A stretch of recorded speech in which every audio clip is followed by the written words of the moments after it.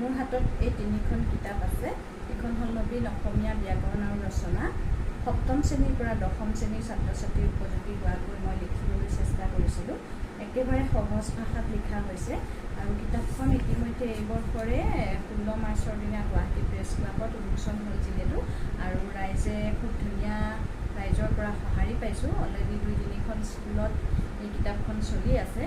গতিকে সেই তাৰে ফলশ্ৰুতিত মই আকৌ লিখি উলিয়াবলৈ সক্ষম হৈছিলোঁ, যিখন নেকি অশোক পাব্লিকেশ্যনে পাব্লিছ কৰিছিলে, গুৱাহাটী পাণবজাৰস্থিত আধুনিক সহজ ব্যাকৰণ। এই কিতাপখন তৃতীয়, চতুৰ্থ, পঞ্চম শ্ৰেণীৰ বাবে লিখা হৈছে, একেবাৰে সহজ ভাষাত। এইখনো এই 18 আগষ্টৰ দিনা উন্মোচন কৰা হ'ল।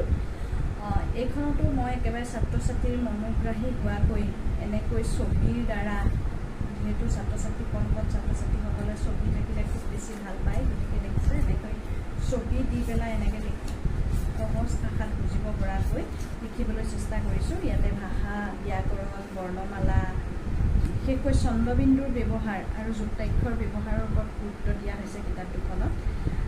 আৰু এইখন কিতাপো সেইদিনাই যিহেতু 77 সংখ্যক দেউতাৰ জন্মদিন আছিলে, জন্মদিনৰ লগত সংগতি ৰাখি দেউতা তুমি অনন্য নামেৰে দেউতাৰ পৰা ইমান দিনে আমি কি শিকিছোঁ, কি পাইছোঁ, কি দেখিছোঁ, সেইখিনিকে মই মোৰ অনুভৱেৰে লিখি উলিয়াবলৈ চেষ্টা কৰিছোঁ। আৰু কিতাপখনত বাস্তৱিক যিহেতু, গতিকে অলপো কল্পনা ইয়াত নাই। গতিকে কিতাপখনত কিবা নিলিখিব লগা কথা লিখিছোঁ যদিও সেইখিনি যাতে মাফ কৰি দিয়ে।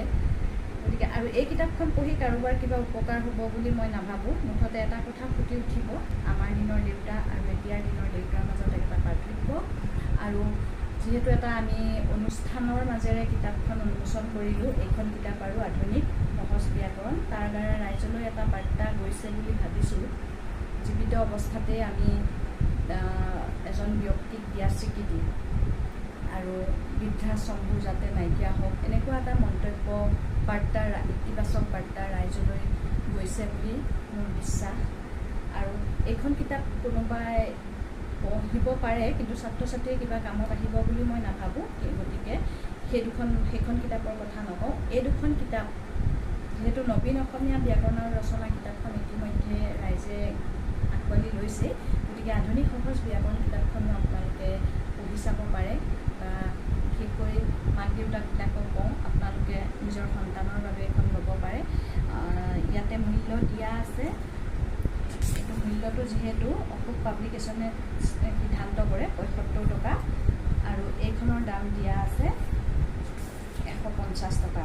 গতিকে মোৰ পৰা ল'লে যিহেতু মই ৰেহাই মূল্যত দিব পাৰিম, গতিকে আপোনালোকক যদি কিতাপখন প্ৰয়োজন বোধ কৰে তেতিয়াহ'লে মোৰ লগত যোগাযোগ কৰিব, নহ'লে অশোক পাব্লিকেশ্যনৰ লগত যোগাযোগ কৰিব।